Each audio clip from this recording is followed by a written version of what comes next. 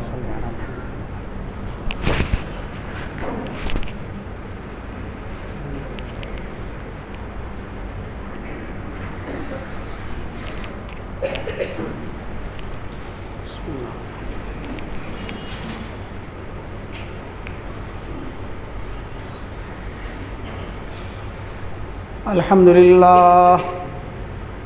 لله نحمده ونستعينه ونستغفره ونعوذ بالله من شرور أنفسنا ومن سيئات أعمالنا من يهده الله فلا مضل له ومن يضلل فلا هادي له وأشهد أن لا إله إلا الله وحده لا شريك له وأشهد أن محمدًا عبده ورسوله أما بعد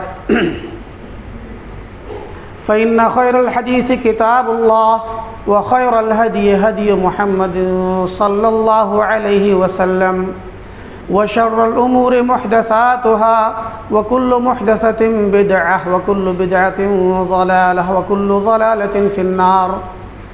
قال الله تبارك وتعالى في كلامه المجيد: أعوذ بالله من الشيطان الرجيم ولا تباشروهن وأنتم عاكفون في المساجد.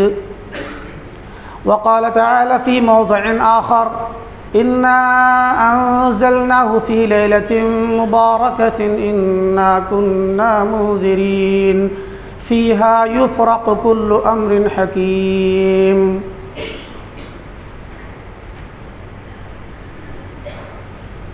محترم سامعین اکرام، حاضرین جمعہ، بزرگان دین، نوجوانان ملت، علماء کرام، خواتین اسلام اور عزیز بچوں،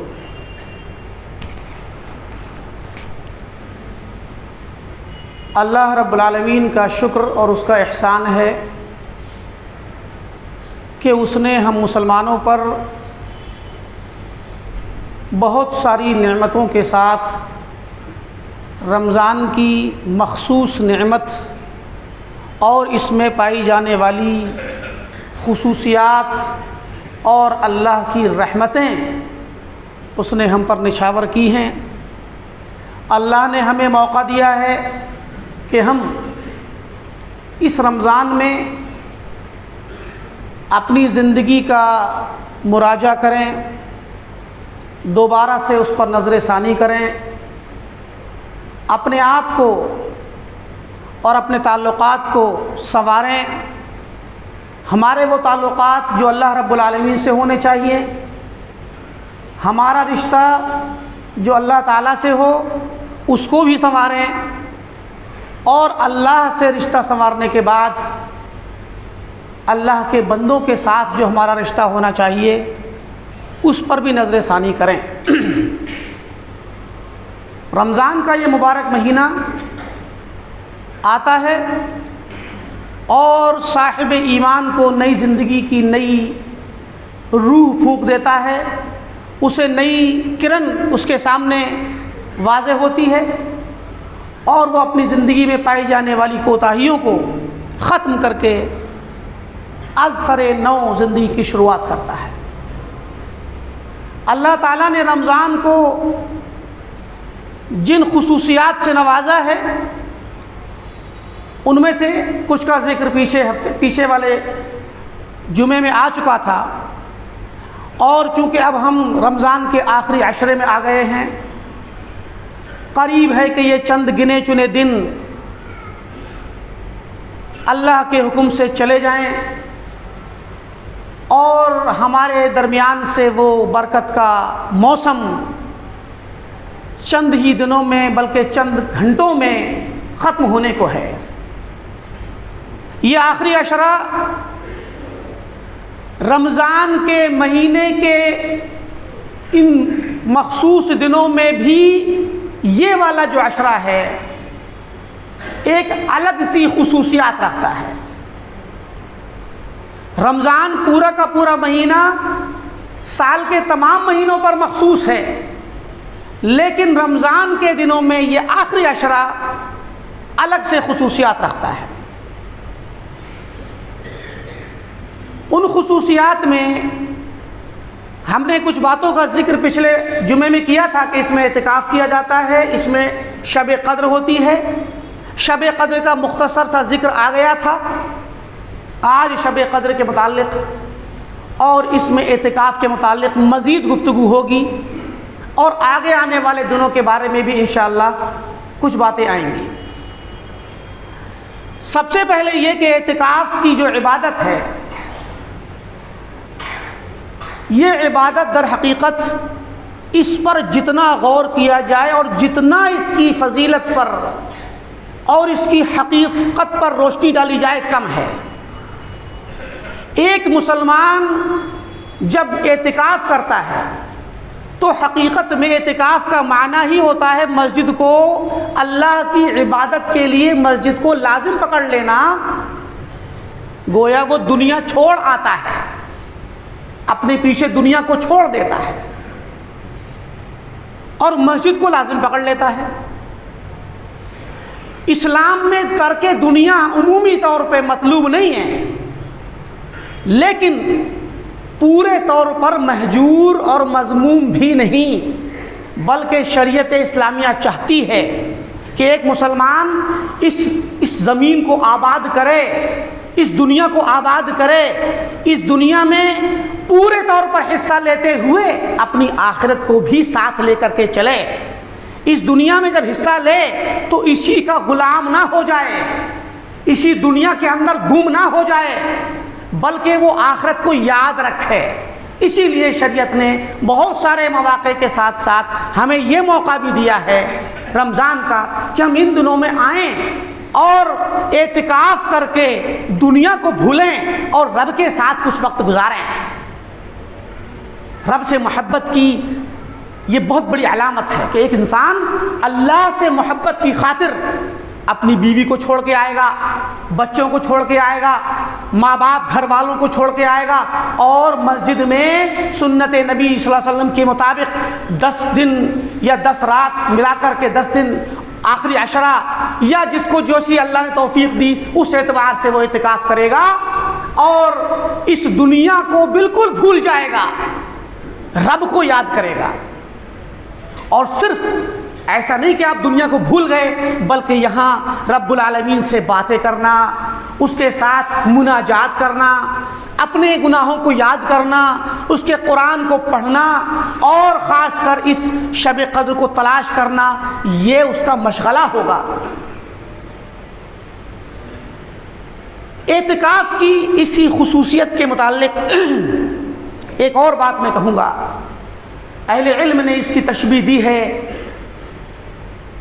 ایک ایسے سوالی شخص سے جو بھوکا پیاسا ہو، مجبور ہو، اس کے حالات خراب ہوں،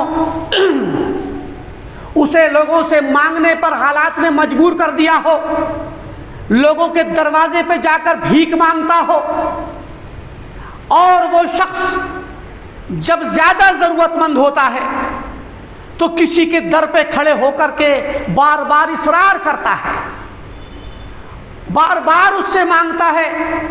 بسا اوقات جب وہ جانتا ہے کہ یہ گھر والا اس کے پاس اتنی دولت ہے کہ یہ مجھے کچھ دے سکتا ہے، تو اس کے دروازے سے جانا نہیں چاہتا، کھڑا رہتا ہے، مانگتا رہتا ہے، وہیں بیٹھ جاتا ہے، گرچہ اس نے دروازہ بند کر رکھا ہے، شاید کہ کسی وقت نکلے گا، شاید اس کے دل میں رحم آ جائے، وہ اس کے دروازے پہ کھڑا رہتا ہے۔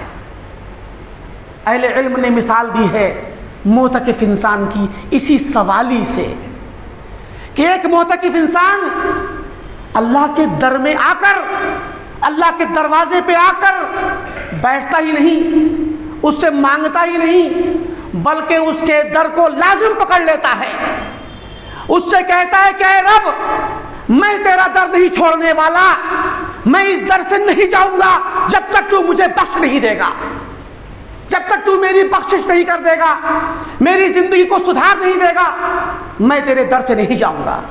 اعتکاف کا یہ مطلب ہے کہ ایک انسان آئے اور رب العالمین سے گڑ گڑائے، مانگے، اپنے آپ کو دیکھے، اپنے حالات کو پیش کرے، رب کے سامنے اپنی ضرورتوں کو پیش کرے اور اپنی آخرت کے لیے، اپنی دنیا کے لیے بھلائی طلب کرے، اپنے گناہوں کی بخشش طلب کرے۔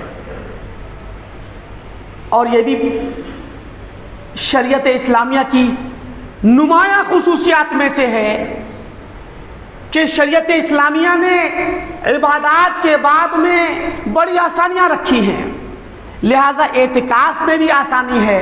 بعض مسلمان یہ سمجھتے ہیں کہ اعتکاف کرنے میں 10 دن ہمارے خراب ہوں گے، 10 دن تک کیسے ہم دنیا چھوڑ دیں گے، کیسے ہم اپنے کاروبار کو چھوڑ دیں گے، گھر بار کو کیسے چھوڑ دیں گے۔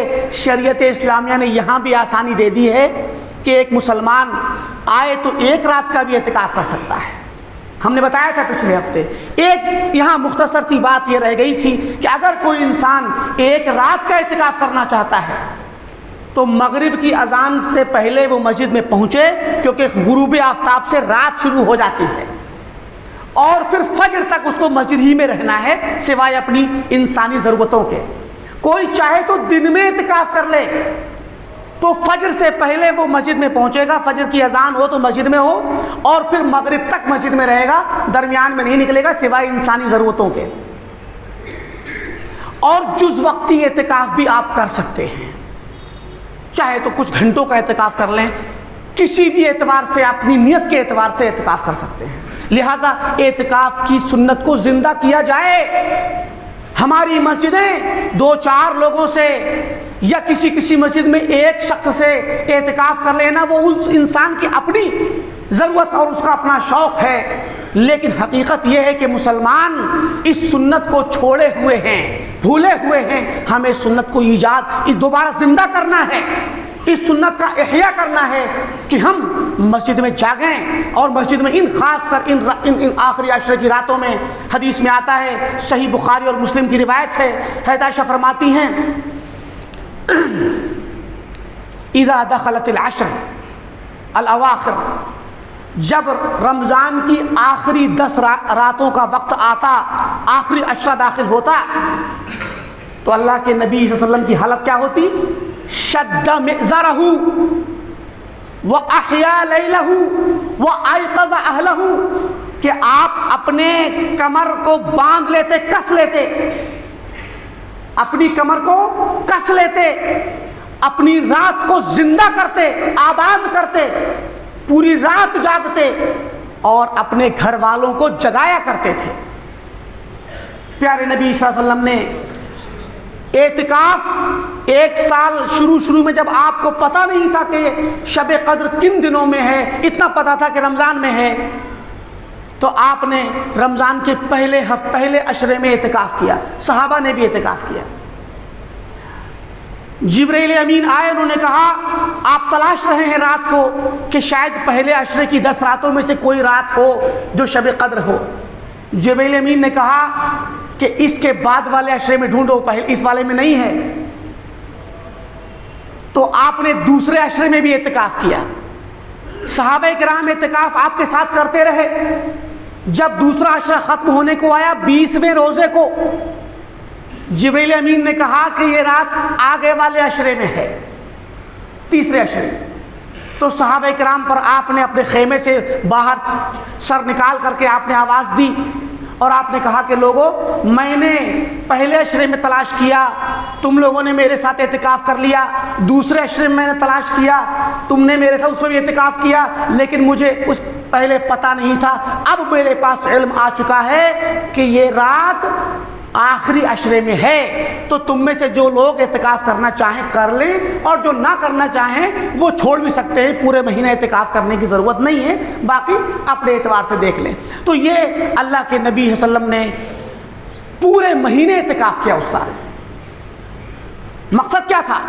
مقصد تھا کہ اس اعتکاف میں ہر رات میں جاگ کر رب العالمین کی عبادت کر کے آپ اس رات کو تلاش کر لیں جس کے متعلق اللہ رب العالمین نے ارشاد فرمایا، انا انزلناہ فی لیلۃ مبارکہ، ہم نے قرآن کریم کو نازل کیا ایک بہت ہی بابرکت رات میں۔ بابرکت رات ہے یہ، اس رات میں اللہ کی برکتیں نازل ہوتی ہیں. اِنَّا كُنَّا مُنذِرِينَ. اور سورۃ القدر میں فرمایا اِنَّا أَنزَلْنَاهُ فِي لَيْلَةِ الْقَدْرِ. ہم نے قرآن کریم کو شب قدر میں نازل کیا. قدر کا مطلب کیا ہوتا ہے؟ قدر کا مطلب ہوتا ہے شان و شوکت. بڑی قدر والا انسان ہے، اونچی شان والا انسان ہوتا ہے تو ہم کہتے ہیں اس کی قدر بہت باقدر شخص ہے. قدر کا مطلب شان و شوکت بھی ہوتا ہے، اور قدر کا مطلب تقدیر بھی ہے. قدر کا مطلب تقدیر، یعنی یہ بڑی شان و شوکت والی رات ہے. ظاہر ہے برکتیں نازل ہوتی ہیں، فرشتے نازل ہوتے ہیں. تنزل الملائکۃ والروح، فرشتے مخصوص انداز میں نازل ہوتے ہیں، فوج در فوج نازل ہوتے ہیں. بلکہ بعض روایتوں میں آتا ہے کہ فرشتے اتنے نازل ہوتے ہیں کہ پوری سرزمین بھر جاتی ہے. اور جبریل امین نازل ہوتے ہیں اس رات میں. والروح، روح امین یعنی جبریل علیہ السلام ایک خصوصی شان و شوکت کے ساتھ نازل ہوتے ہیں. اور یہ فرشتے کرتے کیا ہیں؟ یہ فرشتے آ کر کے پوری زمین میں تلاش کرتے ہیں کون ہیں اللہ کے بندے جو اس رات میں جاگ رہے ہیں. ان کے جاگنے پر آ کر کے گواہ بنتے ہیں، اللہ کے یہاں جا کر گواہی دیتے ہیں، اللہ کی برکتیں لے کر کے نازل ہوتے ہیں. سلام، فرمایا سلام ہی حتی مطلع الفجر. یہ رات بڑی ہی سلامتی والی ہوتی ہے، اللہ کا امن و امان اور سلامتی نازل ہوتی ہے. علماء نے اور مفسرین نے اس کی وضاحت کی ہے کہ سلام کا مطلب کیا ہے، سلامتی کا مطلب کیا ہے. سلامتی کا مطلب ہے کہ جو بندہ اس رات میں جاگے گا، اس رات میں اللہ کی عبادت کرے گا، وہ اس رات میں بھی شیطان سے محفوظ رہے گا. شیطان سے حفاظت و سلامتی ملے گی، شیطان کے ضرر اور نقصان سے بچے گا، اور دنیا کے اندر بہت ساری پریشانیوں سے اور بہت سارے نقصانات سے سلامتی ملے گی، اور آخرت کی سلامتی اس کو نصیب ہوگی. آخرت میں امن و سلامتی اس کو نصیب ہوگی. اللہ کے یہاں اس کی یہ رات لکھ جائے گی. اللہ رب العالمین نے فرمایا لیلۃ القدر خیر من الف شہر. یہ شب قدر 1000 مہینے سے بہتر ہے. مفسرین نے فرمایا کہ 1000 مہینے رمضان کے علاوہ، کیونکہ رمضان میں تو شب قدر ہوتی ہے، ان 1000 مہینوں میں وہ مہینے جن میں شب قدر نہ ہو، بغیر شب قدر والے 1000 مہینوں سے زیادہ افضل ہے یہ رات، ایک تنہا رات. لہذا بات چل رہی تھی کہ شب قدر، قدر کا میننگ شان و شوکت، بڑی شان و شوکت والی رات ہے یہ. مگر یہ شان و شوکت اللہ کے نیک بندوں کے لیے ہے، یہ عبادت گزار بندوں کے لیے ہے، اللہ والوں کے لیے ہے. یہ وہ شان و شوکت ہے جس کا تعلق اللہ کی رحمت سے ہے، اللہ کی برکت سے ہے، اس کی سلامتی سے ہے، اس کے فرشتوں سے ہے، اور فرشتوں کے نزول سے ہے، اور فرشتوں کی گواہی سے ہے. شان و شوکت کے بعد دوسرا میننگ ہے لیلۃ القدر کا تقدیر والی رات.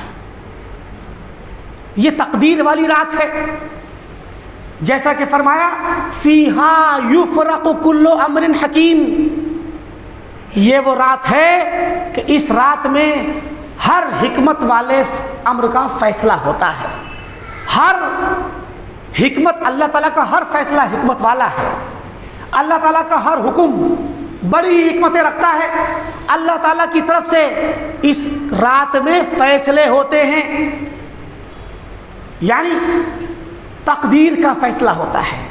علماء کرام نے اس آیت کو لیتے ہوئے اور دوسری آیتوں پہ غور کرتے ہوئے مفسرین نے تقدیر کے متعلق ایک تفصیل بیان کی ہے. وہ تفصیل یہ ہے کہ تقدیر جو اللہ تعالیٰ نے بندوں کی لکھ دی، وہ تقدیر کئی طرح کی ہے.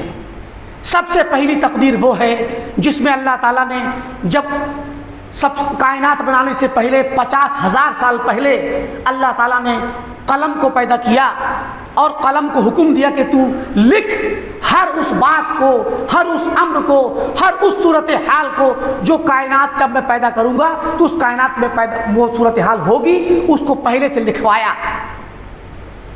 تو جو تقدیر کائنات کو، آسمان و زمین کو بنانے سے 50,000 سال پہلے اللہ تعالیٰ نے قلم سے لوح محفوظ میں لکھوائی، اس تقدیر کو تقدیر عام کہتے ہیں۔ ایسی تقدیر جو عمومی ہے پوری کائنات کے لیے اور ایک بار لکھ دی گئی ہے۔ اس کے بعد تقدیر کی دوسری قسم ہے تقدیر ثنوی۔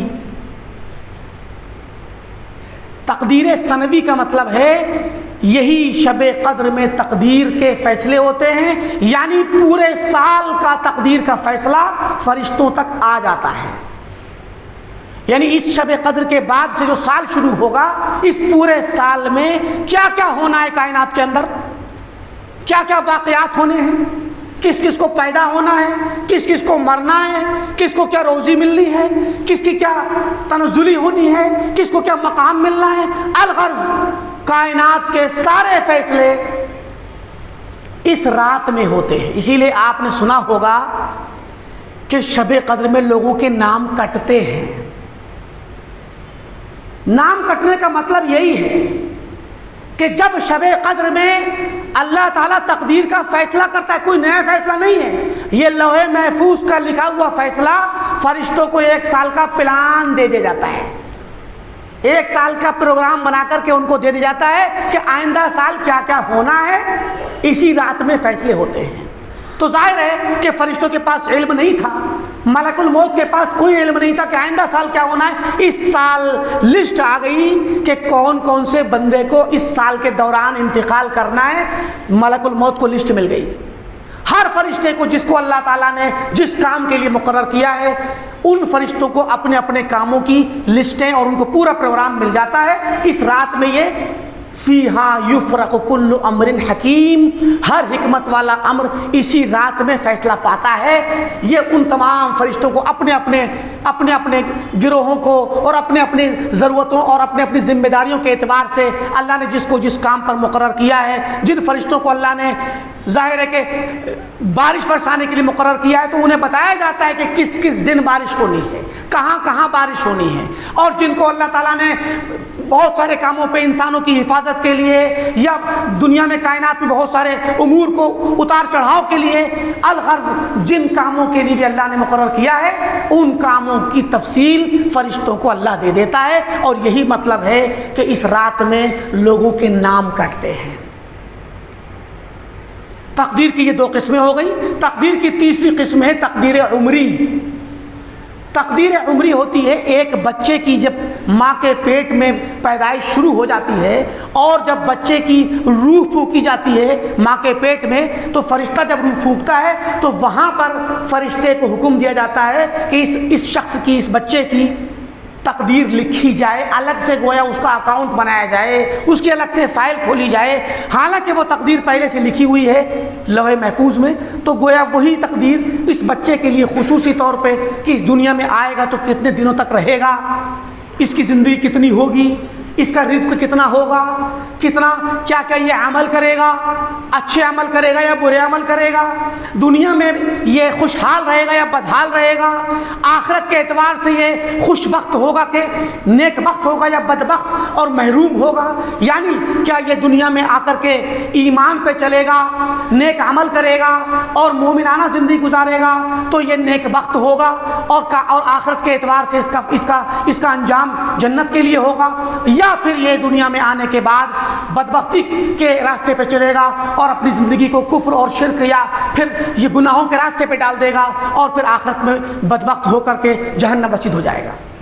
یہ تقدیر عمری ہے، یہ لکھی جاتی ہے ماں کے پیٹ میں۔ اور ایک ہے تقدیر یومی، روز مرہ کی تقدیر۔ قرآن میں سورہ رحمان میں اللہ نے فرمایا کل یوم ہوا فی شأن، کل یوم ہوا فی شأن، اللہ تعالیٰ ہر روز کائنات کے معاملات میں مشغول ہے، پوری کائنات کو چلا رہا ہے، حکم دیتا ہے فرشتوں کو کیا کیا کرنا ہے، آج کیا کرنا ہے، کیا کیا امور انجام دینے ہیں، کس کس کو موت دینی ہے، کس کو شفا دینی ہے، کس کو بیماری دینی ہے، کس کو رزق دینا ہے، الغرض سارے امور کا فیصلہ اللہ تعالیٰ روزانہ فرشتوں سے کرتا ہے اور کام کرواتا ہے۔ تو تقدیر، ایک تقدیر عام، ایک تقدیر عمری، ایک تقدیر سنوی، ایک تقدیر یومی روزمرہ بنی۔ تو یہ شب قدر میں تقدیر سنوی والا سالانہ تقدیر کا فیصلہ ہوتا ہے، اور اسی لیے ہم سب پر ضروری ہو جاتا ہے کہ ہمیں نہیں پتہ کہ ہم آئندہ سال زندہ رہیں نہ رہیں، ہمارے درمیان کتنے ہمارے مسلمان بھائی تھے، ہمارے کتنے رشتہ دار عزیز و اقارب تھے جو پچھلے سال رمضان میں ہمارے ساتھ تھے لیکن آج وہ نہیں ہیں، اور پتہ نہیں ہم میں سے کون کون آئندہ سال رمضان پائیں گے کہ نہیں پائیں گے۔ لہٰذا ضروری ہے کہ جو بچے ہوئے ایام ہیں ہم ان دنوں میں اپنے آپ کو مشغول کریں اور اللہ تعالیٰ کی اس نعمت کا احترام کریں اور اس کو غنیمت جانیں، اور اپنے آپ کو روزے کے ساتھ ساتھ صلات کے ساتھ ساتھ اللہ کی دوسری عبادتوں میں مشغول کریں۔ جہاں ہم قرآن پڑھیں، جہاں ہم ذکر کریں، وہیں صدقات و خیرات کریں، اور خصوصاً صدقہ جاریہ کریں۔ زکوٰۃ دے دینے سے آپ کا فرض ادا ہوتا ہے، لیکن صدقہ جاریہ، ایسا صدقہ جو جاری و ساری رہے، جو آپ کے مخصوص مال سے ہوتا ہے، اس کا اجر مرنے کے بعد بھی جاری رہتا ہے، تاکہ پتہ نہیں کون مر جائے اپنے ہاتھ سے صدقہ کر جائے گا تو وہ جاری و ساری رہے گا، تو جب تک وہ چیز زندہ رہے گی تب تک اس کو اس کا اجر ملتا رہے گا۔ لہٰذا ضرورت اس بات کی ہے کہ ہم تمام خیر کے کاموں میں حصہ لیں اور ان دنوں کو غنیمت جانتے ہوئے استعمال کریں۔ رمضان کے اس آخری عشرے میں جہاں ہمیں لیلۃ القدر کو تلاشنا ہے، وہیں ان آخری آنے والے دنوں میں ایک بات کا یہ خیال رکھنا ہے کہ عید الفطر کے قریب 1-2 دن پہلے سے آپ عید الفطر کا فطرہ نکال سکتے ہیں۔ آئندہ ہفتے جو جمعہ آئے گا وہ شاید اس مہینے کا آخری جمعہ ہو، یا ہو سکتا ہے اس کے بعد 1 دن اور مل جائے ہمیں، اسی لیے ضروری ہے کہ فطر کے کچھ احکام بتلا دوں مختصر انداز میں۔ عید الفطر کے صدقے کے متعلق اللہ کے نبی صلی اللہ علیہ وسلم کی متعلق حدیث آتی ہے کہ آپ نے فرمایا، صحابہ فرماتے ہیں کہ فرض رسول اللہ صلی اللہ علیہ وسلم صدقۃ الفطر، کہ اللہ کے رسول صلی اللہ علیہ وسلم نے فطر کے صدقے کو فرض کیا۔ فطر کا صدقہ فرض ہے ہر مسلمان پر، چاہے وہ بالغ ہو یا بچہ ہو، ہر چھوٹے بڑے پر فرض ہے۔ اور 1 سا کھجور ہو، چاہے 1 سا چاول ہو، چاہے 1 سا گیہوں ہو، یعنی جو ہماری کھائی جانے والی چیزیں ہیں، جو ہماری غذا ہے، اس غذا میں سے آپ دیں۔ 1 سا 2.5 کلو کے قریب ہوتا ہے، تو آپ وہ نکالیں اور سب کی طرف سے نکالیں۔ علماء کرام نے اور فقہاء نے اس بات کے متعلق وضاحت کی ہے کہ وہ بچہ جو ماں کے پیٹ میں ہے، اگر وہ 4 مہینے سے اوپر ہو چکا ہے، یعنی اس میں روح پھونکی جا چکی ہے، تو اس کے لیے مستحب قرار دیا ہے، واجب نہیں، مستحب قرار دیا ہے کہ اس کی طرف سے بھی بطور استحباب کے صدقہ نکال دیا جائے۔ یہ مستحب ہے، حالانکہ ضروری واجب نہیں ہے، فرض ان لوگوں کے لیے ہے جو باحیات ہیں اور دنیا میں ہیں۔ صدقہ فطر نکالنے کے لیے ایک بات اور کہ صدقہ فطر غلے میں سے نکالنی ہے، پیسے سے نہیں، قیمت ادا کر کے نہیں، بلکہ غلہ، چاہے آپ چاول دیں یا گیہوں دیں یا آپ کھجور دے دیں یا کشمش دے دیں، یہ ان کا ذکر آتا ہے احادیث میں۔ اسی طریقے سے صدقہ فطر کو نکالنے کے لیے ایک وقت وجوبی ہے، ایک وقت استحبابی ہے۔ واجبی وقت چاند نکلنے کے بعد، جب شوال کا چاند نکل جائے شام کو، اس وقت سے لے کر کے عید الفطر کی صلات ادا کرنے سے پہلے تک یہ صدقہ ادا کرنا واجب ہے۔ اور صلات سے پہلے اگر دیا جائے گا عید الفطر کی نماز سے پہلے، تب تو یہ صدقہ فطر ہوگا۔ اگر صلات کے بعد دیا گیا تو صدقہ فطر نہیں بلکہ عام صدقہ ہے۔ یہ ہو گیا واجبی وقت جو صلات سے پہلے اور چاند نکلنے کے بعد۔ یعنی عید کی رات میں اور صبح عید کی نماز پڑھنے سے پہلے پہلے. اور ایک ہے مستحب وقت، یعنی مستحب ہے، جائز وقت ہے آپ کے لیے کہ آپ عید سے 1 دن پہلے اور 2 دن پہلے بھی صدقہ نکال سکتے ہیں. لہٰذا ان چیزوں کا خیال کیا جائے. بعض جگہوں پر ایک خراب عادت یہ پائی جاتی ہے کہ وہ لوگ اپنے محلے کی مسجد میں جا کر ڈال دیتے ہیں. صدقہ فطر مسجد میں ڈالنا یہ صدقہ فطر کا مقام نہیں ہے. صدقہ فطر غریب غربا مساکین فقراء کو دیا جائے گا، کیونکہ اس کا مقصد کیا ہے صدقہ فطر کا؟ کہ روزے داروں سے جو غلطیاں ہو گئی ہیں، جو رمضان کے درمیان میں کچھ لغو صاف ہو گیا ہے، ان کو پاک صاف کر دیا جائے. طہرۃ للصائمین و طعمۃ للمساکین، مساکین کو کھانا فراہم ہو جائے. عید کے دن وہ لوگ بھوکے نہ سوئیں، یا ان کے بچے بھوکے نہ روئیں، محروم نہ ہوں وہ لوگ، ان کو اس دن کھانا فراہم کیا جائے. تو یہ اصل مقصد ہے مساکین کو دینا. لیکن اب جو لوگ مسجد میں دے دیتے ہیں تو مسجد میں دینے کی 2 شکلیں بنیں گی. ایک شکل تو یہ ہے کہ آپ نے سوچا کہ میں مسجد میں دے دوں میرا کام ہو گیا. یہ شکل غلط ہے، کیونکہ مسجد مسکین کی جگہ نہیں ہے، اور یہ صدقے کا مصرف فقراء اور مساکین ہے. دوسری شکل ہے کہ مسجد کو آپ اپنا وکیل اور اپنا نائب بنا دیں، اور مسجد والے، مسجد کی انتظامیہ یہ ذمہ داری لے لے کہ ہم اس صدقے کے جو مستحقین ہیں ان تک ہم پہنچا دیں گے، اور وہ لوگ مسجد سے آ کر کے لیتے ہوں اور آپ کے پاس لوگ نہ جاتے ہوں یا آپ کو نہ ملتے ہوں، تو آپ کو معلوم ہے کہ فلاں مسجد کی انتظامیہ عید الفطر کی نماز سے پہلے صدقے کو بانٹ دیتی ہے اور وہاں پر فقراء پہنچ کر لے لیتے ہیں. تو آپ بطور نائب کے، اگر مسجد کے انتظامیہ نیابت کرتی ہے آپ کی اور وکالت کرتی ہے، وکیل بن جائے آپ کی، تو پھر آپ مسجد میں اس کو دے سکتے ہیں. ورنہ یہ صدقہ ہر مسلمان پہ فرض ہے، چاہے وہ آزاد ہو یا غلام. آپ کے ماتحت جو شخص رہتا ہے اور آپ کے گھر میں آپ کا ملازم ایسا شخص ہے جو آپ کے گھر میں ہی رہتا ہے، وہ کبھی اپنے وطن نہیں جاتا، آپ ہی اس کے کفیل ہیں، تو آپ اس کی طرف سے نکالیں گے. حتیٰ کہ علماء نے کہا ہے کہ غریب و فقیر انسان بھی اگر اس کو صدقہ دیا جائے تو وہ صدقہ لینے کے بعد اپنی طرف سے وہ بھی نکالے، کیونکہ یہ اللہ کے نبی صلی اللہ علیہ وسلم نے اس کو ہر مسلمان پہ فرض کیا ہے، چاہے وہ کوئی بھی شخص ہو، چھوٹا ہو یا بڑا ہو، عورت ہو یا مرد ہو، آزاد ہو یا غلام ہو. لہٰذا انہی باتوں پر اکتفا کرتے ہیں. اللہ رب العالمین سے دعا ہے کہ اللہ تعالیٰ ہمیں صحیح معنوں میں دین کے احکام کو سمجھنے کی توفیق دے. اللہ تعالیٰ ہمارے لیے اس رمضان کو بابرکت بنا. اللہ تعالیٰ اس رمضان کو ہمیں صحیح معنی میں استعمال کرنے کی توفیق دے. اللہ رب العالمین ہمیں توفیق دے کہ جو رمضان کے بچے کچھ ایام ہیں ان دنوں میں ہم اللہ تیری عبادت کریں، اعتکاف کی سنت کو ہم زندہ کریں، اور تیرے دربار میں آ کر ہم اپنے گناہوں کی بخشش طلب کریں. اللہ تعالیٰ تو ہر رات، ہر روز، رمضان کی ہر دن تو بہت سارے لوگوں کو جہنم سے آزاد کرتا ہے. ہم تمام کو جہنم سے آزاد کر دے. اللہ تعالیٰ تمام مسلمانان عالم پر اپنی رحمت نازل فرما. تمام مسلمانوں کو کے روزوں کو قبول فرما، اور سب پر اپنی رحمت نازل کرتے ہوئے تمام مسلمانوں کو جہنم سے آزاد فرما.